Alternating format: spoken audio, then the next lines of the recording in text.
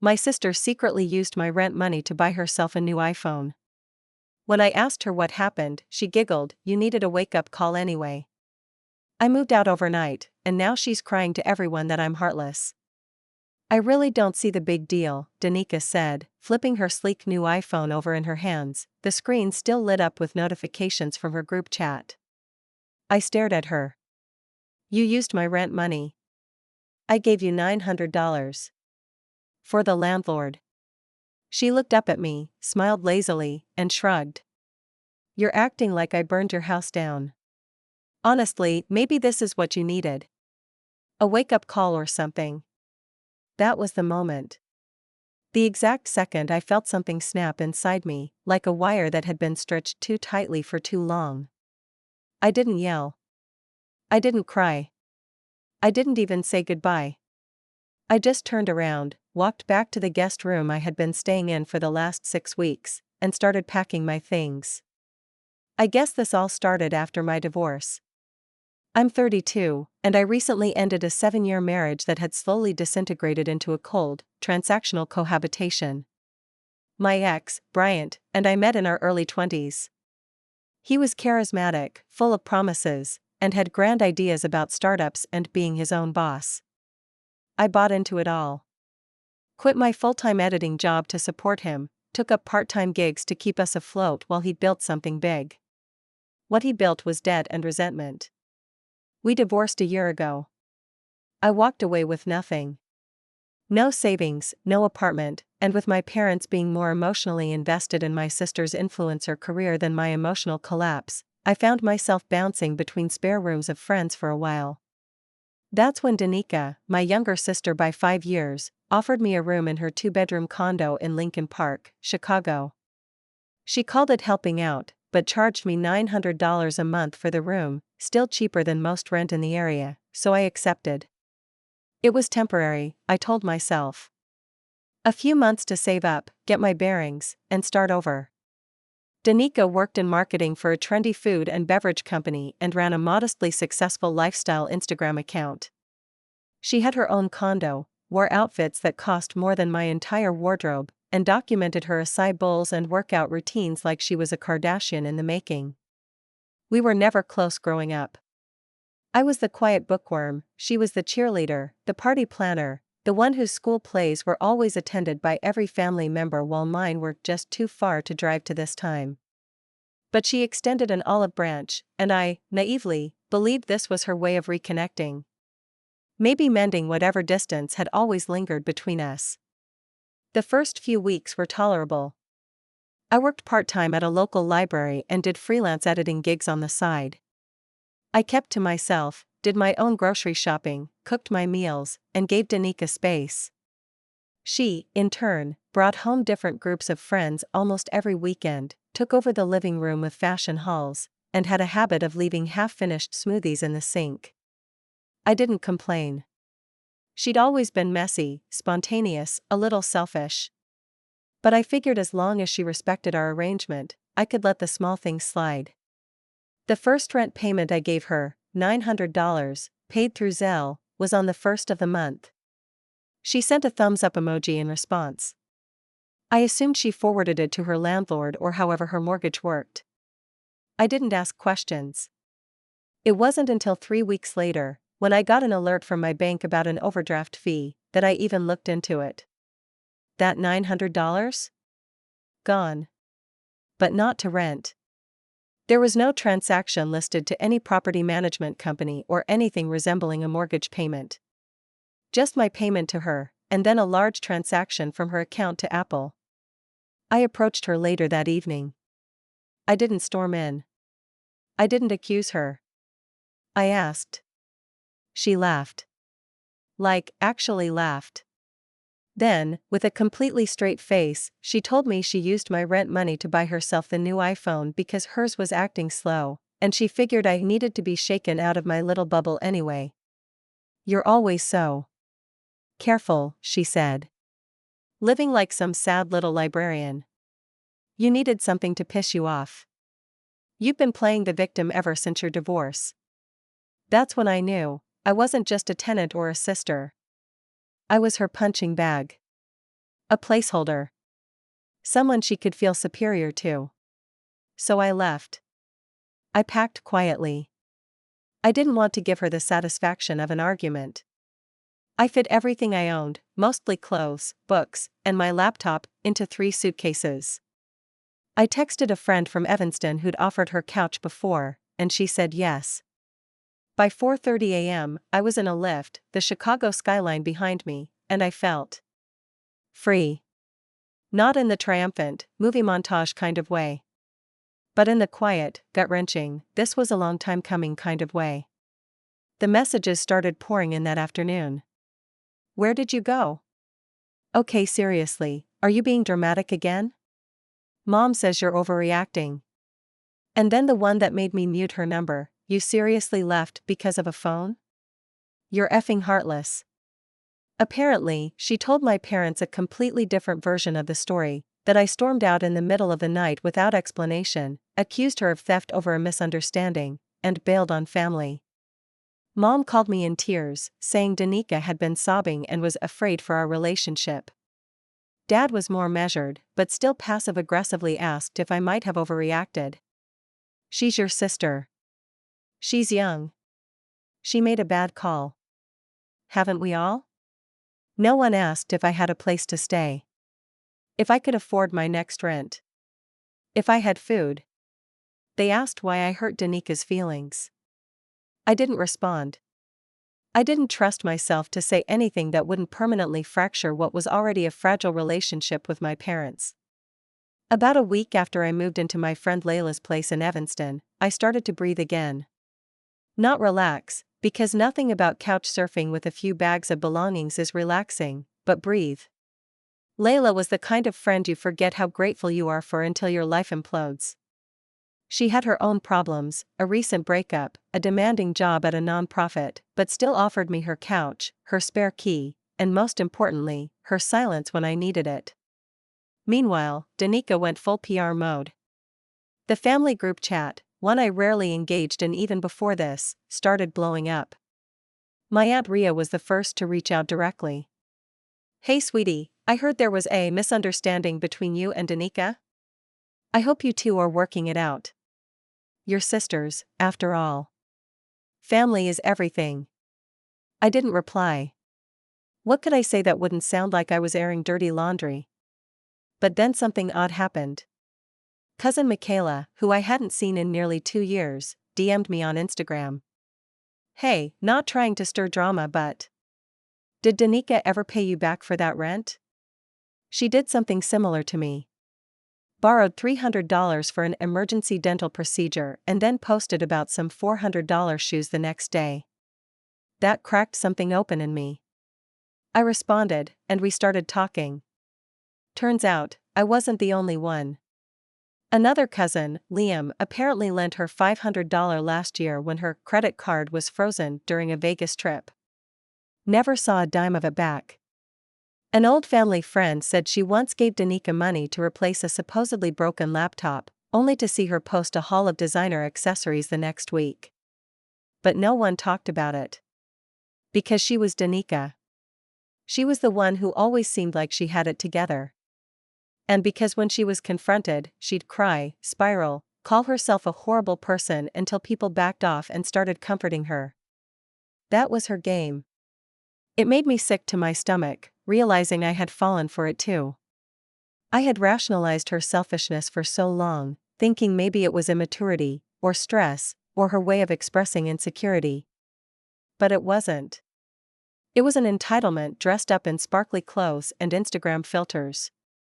And when she realized her usual playbook wasn't working on me, she turned the narrative inside out. I saw her Instagram post a few days later. A boomerang of her lighting a candle, captioned, "Cleansing the energy after a heartbreaking betrayal. Some wounds only family can cause broken heart. The comments were filled with hearts and support.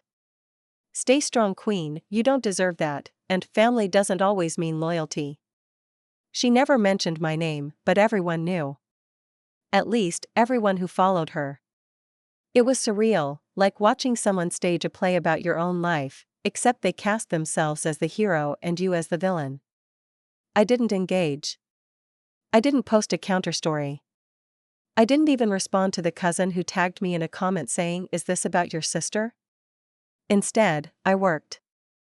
I took on every freelance editing job I could find. I cleaned Layla's apartment when she was out.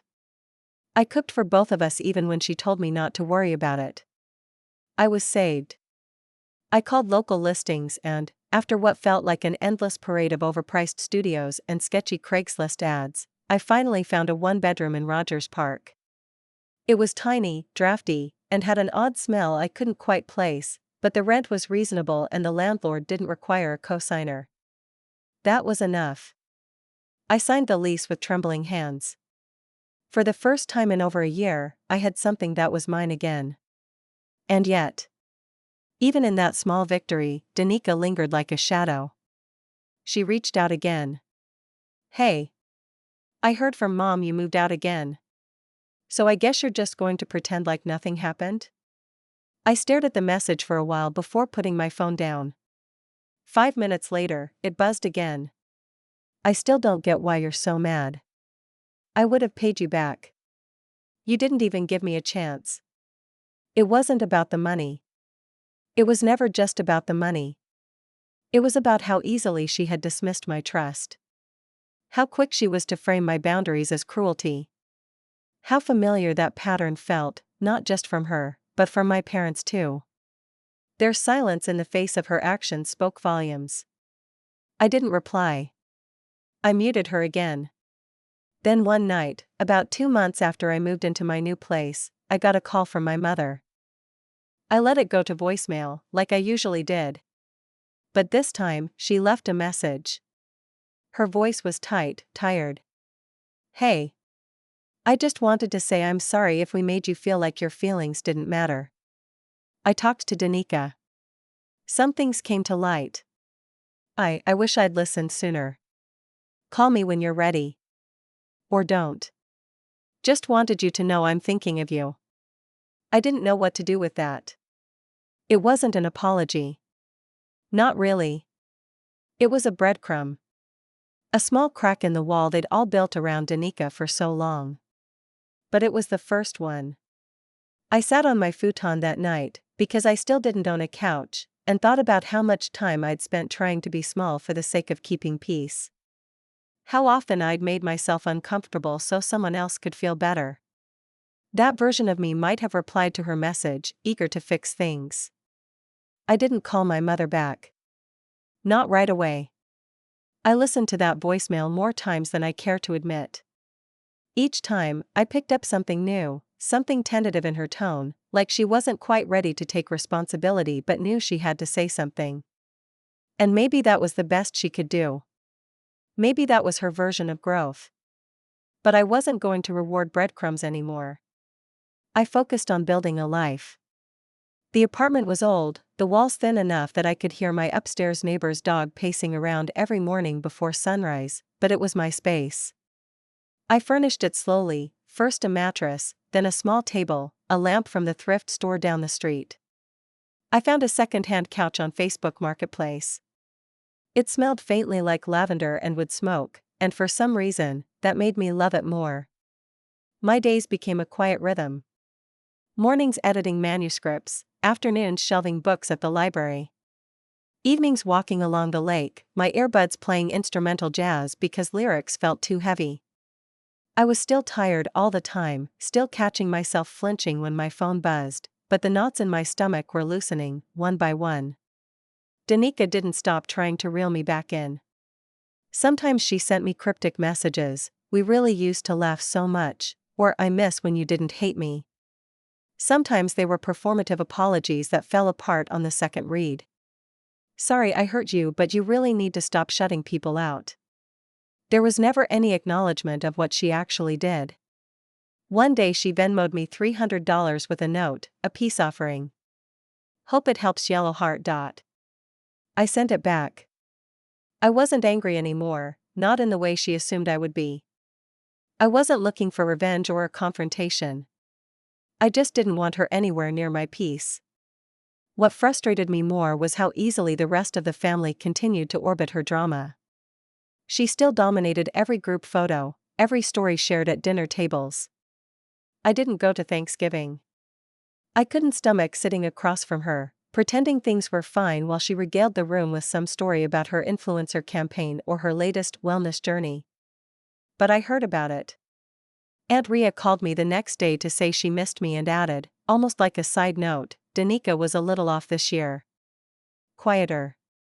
Didn't post as much either. I think she felt your absence. It annoyed me that even my absence had become a part of her story. I wanted to be angry, to feel righteous in my silence. But what I felt most of all was disappointment. Not just in her, but in how long I'd spent trying to prove my worth to people who never really saw me unless I was useful. One particularly cold night, as I walked back from the corner store with a loaf of bread and a can of soup, I saw a flyer stuck to a lamppost, "Start Writing Again, Community Stories Night at Edgewater Library." I stood there reading it until my fingers went numb. I hadn't written anything personal in years. Not since the early days of my marriage, when Bryant still believed I could be a novelist, back before his startup dreams became more important than mine. I tore the flyer down and folded it into my coat pocket. The following week, I went. The library basement smelled like old paper and floor wax. A dozen people sat in mismatched chairs, some holding notebooks, others iPads or printed pages.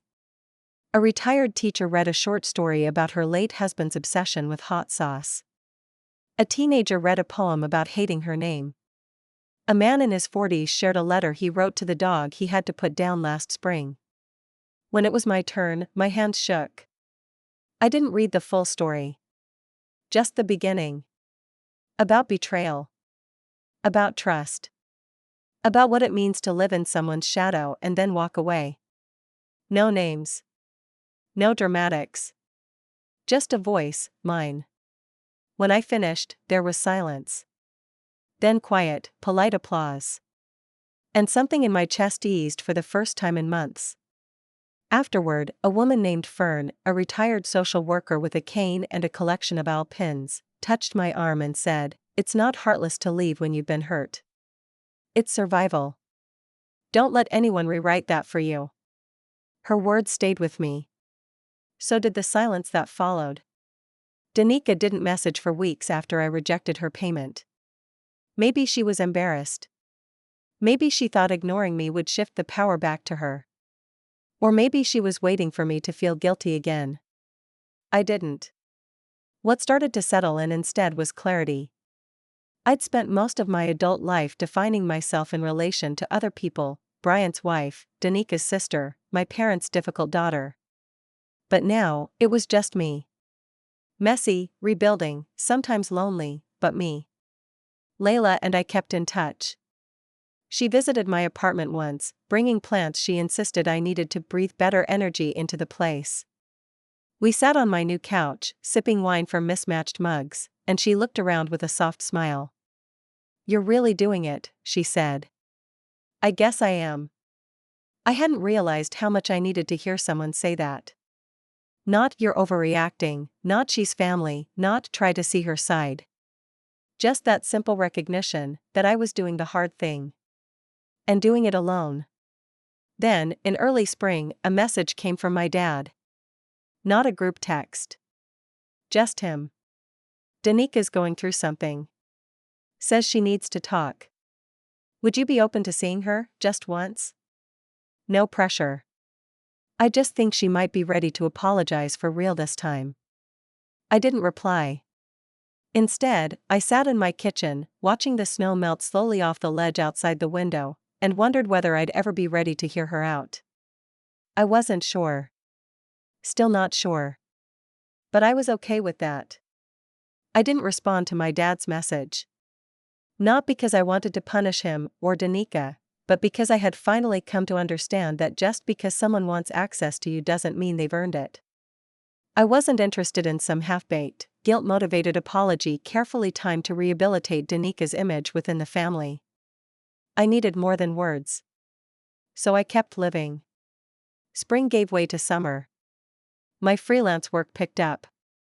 I landed a steady gig editing educational textbooks, which paid more than I'd expected. I even adopted a cat, Walter, a scruffy, judgmental orange tabby who seemed like the physical embodiment of boundaries. Then one evening, I received a message from someone unexpected, Sasha, Danika's ex, best friend. We'd met a few times, mostly in passing.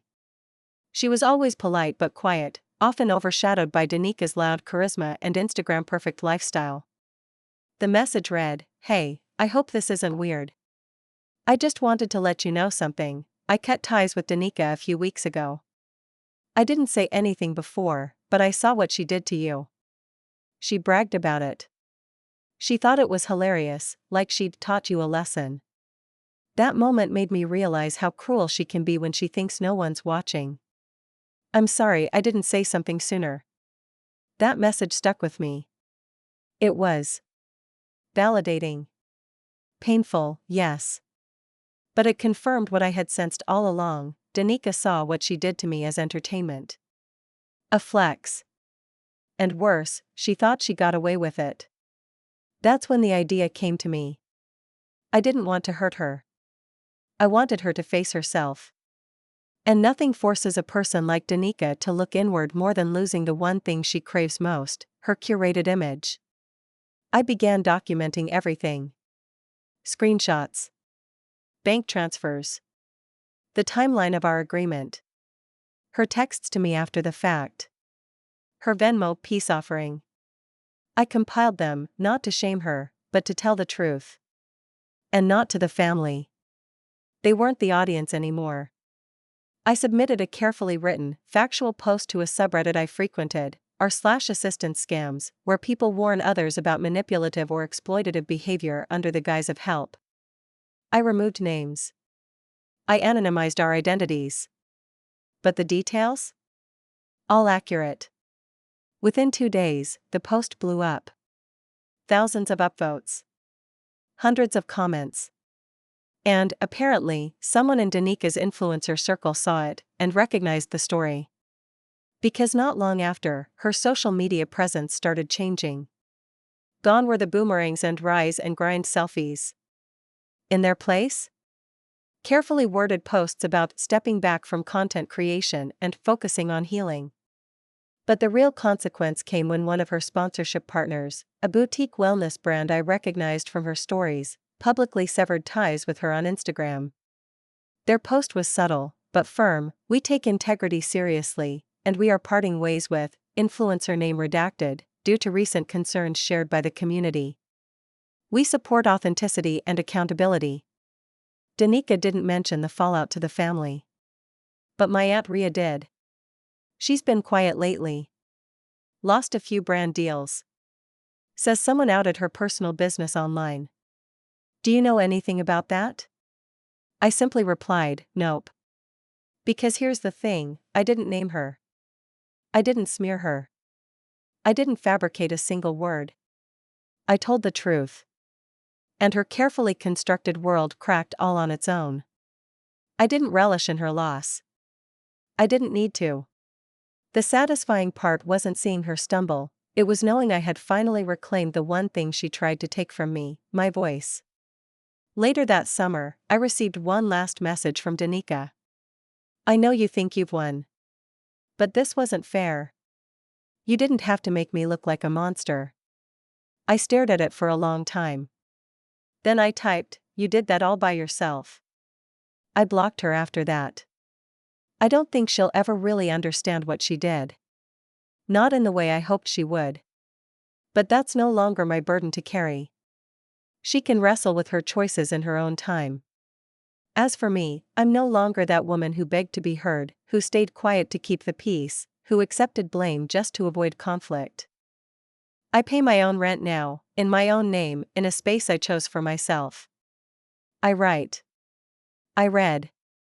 I host the occasional dinner for friends, real friends, not ones who perform loyalty for social currency. And sometimes, when I walk past the old condo in Lincoln Park during errands or just to feel how far I've come, I don't feel bitterness. I feel pride. Because I walked out with nothing, and I built something better. And that, in the end, is the best revenge of all.